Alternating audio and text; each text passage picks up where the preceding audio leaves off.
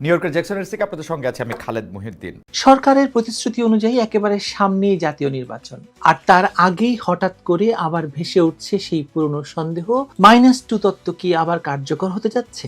সময়টাও এমন যে সন্দেহগুলো অযৌক্তিক মনে হয় না।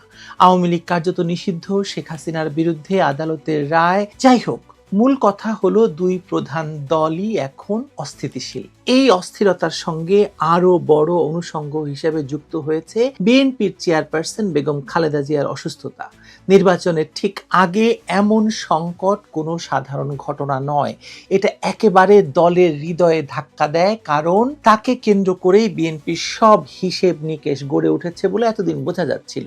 কিন্তু তিনি যদি আল্লাহ না করুন না থাকেন, তাহলে কি হবে? নির্বাচন না হয় সরকার না করে পার পেয়ে যাবে, কারণ সরকার নির্বাচন করতে চাইছেও না। কিন্তু বিএনপির কি হবে? 1/11-তে ইউনূস -2 থিওরির প্রধান প্রবক্তা ছিলেন, এখনো তিনি সে কাজটি করে যাচ্ছেন। বেগম জিয়ার অসুস্থতাকে কেন্দ্র করে বিএনপির রাজনীতির ভবিষ্যৎ নিয়েই আজকের আলোচনা।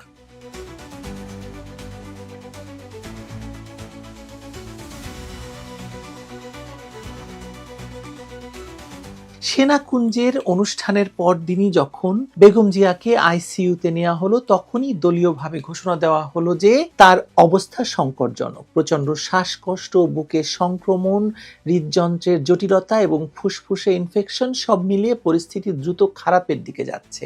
মেডিকেল বোর্ড জানিয়ে দিয়েছে যে জরুরি সিদ্ধান্ত ছাড়া তাকে বাঁচানো যেত না। বয়স প্রায় 80, দীর্ঘদিন ধরে লিভার সিরোসিস, হার্টের সমস্যা এবং ডায়াবেটিসের জর্জরিত। এই অবস্থায় যে কোনো সংক্রমণই প্রাণঘাতী হয়ে দাঁড়ায়। বিএনপির পক্ষ থেকে দেশবাসীর কাছে দোয়া চাওয়া হয়েছে, প্রধান উপদেষ্টা দোয়া চেয়েছেন, কিন্তু রাজনৈতিক বাস্তবতা এত সহজ দোয়ার উপর দাঁড়িয়ে থাকে না। দলের ভেতরেই প্রশ্নের ঢেউ উঠছে, এখন কি হবে? ঠিক এই পরিস্থিতিতেই আরো একটি অস্বস্তিকর সত্য সামনে এসেছে। তারেক রহমান এখনো দেশে ফিরছেন না কেন? তার মা অসুস্থ, মরণাপন্ন, তাকে দেখতে হলেও তো দেশে যাওয়ার কথা।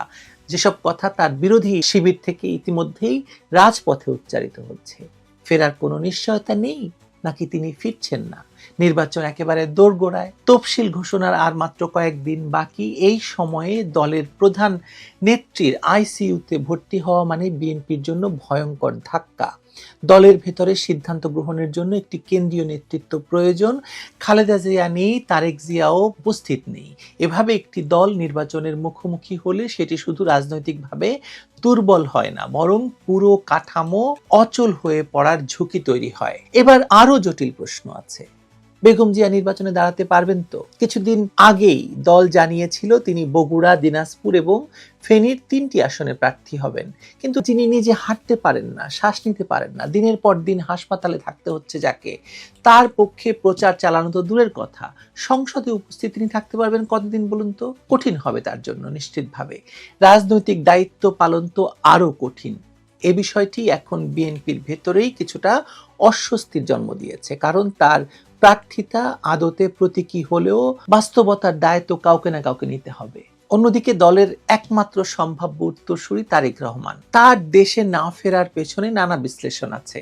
নিরাপত্তা, আইনি জটিলতা, রাজনৈতিক হিসেব সবই যুক্তি হিসেবে বলা হয়, কিন্তু দলের ভেতরের বাস্তব চিন্তা হলো তিনি কি সত্যি এই সংকটে দেশে ফিরতে পারবেন, নাকি তার ফেরার প্রশ্ন আবারও পিছিয়ে যাবে?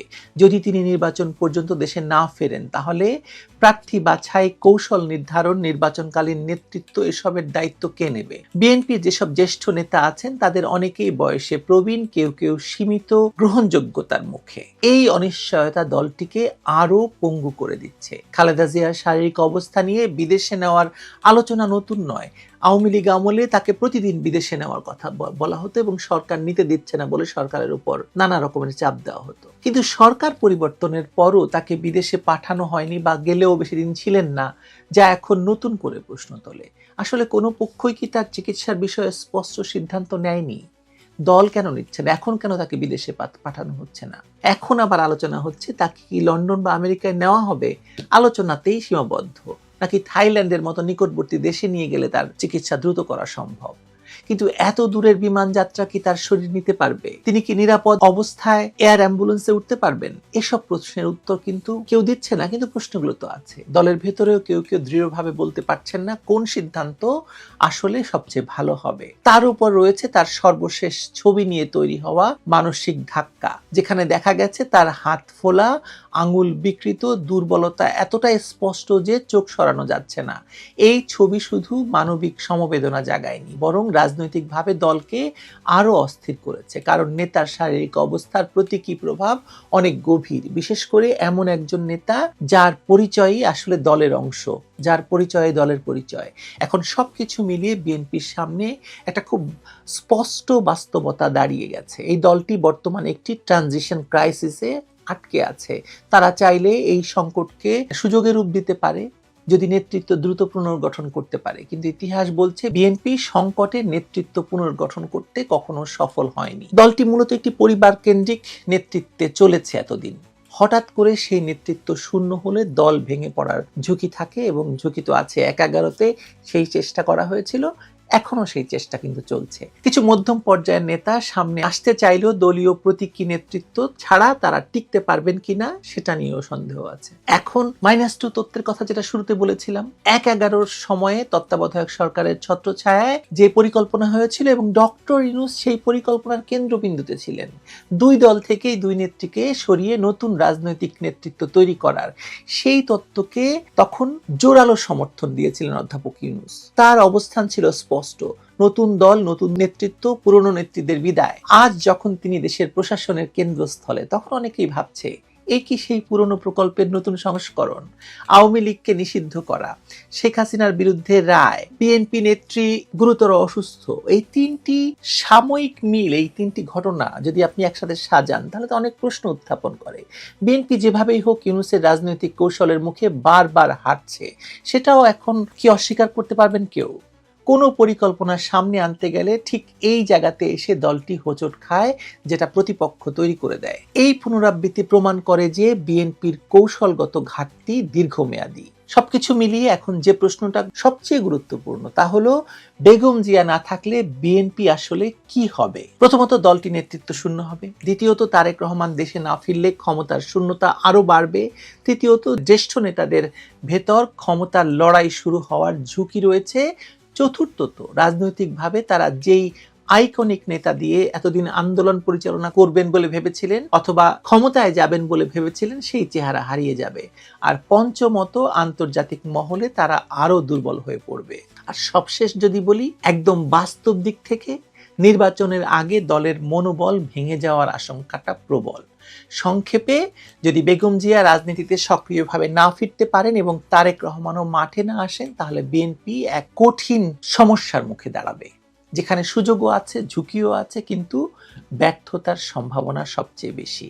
কারণ দলটি বহু বছর ধরে যে দুইজনকে কেন্দ্র করে দাঁড়িয়েছিল, এই দুইজনের একজন শয্যাশায়ী আইসিইউতে, আরেকজন বিদেশে এবং অনুপস্থিত।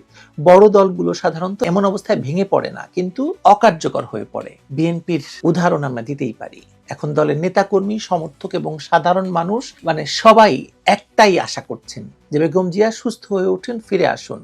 কিন্তু পাশাপাশি রাজনৈতিক বাস্তবতাও সামনে এসে দাঁড়িয়েছে। এই সংকট যদি আরো গভীর হয়, তাহলে বিএনপি যে বড় রাজনৈতিক ঝড়ের মুখে দাঁড়িয়ে আছে সেটা কেউ আর অস্বীকার করতে পারছে না। আমি বহুদিন ধরে শুরু থেকেই ডক্টর ইউনূসের কাছে বিএনপির এই পরাজয় নিয়ে, তারেক রহমানের পরাজয় নিয়ে, তারেক রহমান দেশে আসতে পারবেন না নিয়ে অনেকগুলো ভিডিও করেছি। আপনারা দেখতে পারেন, মিলিয়ে দেখতে পারেন। আমি যা বলেছি আর বাস্তবতা কি এক কিনা। ভালো থাকুন সবাই।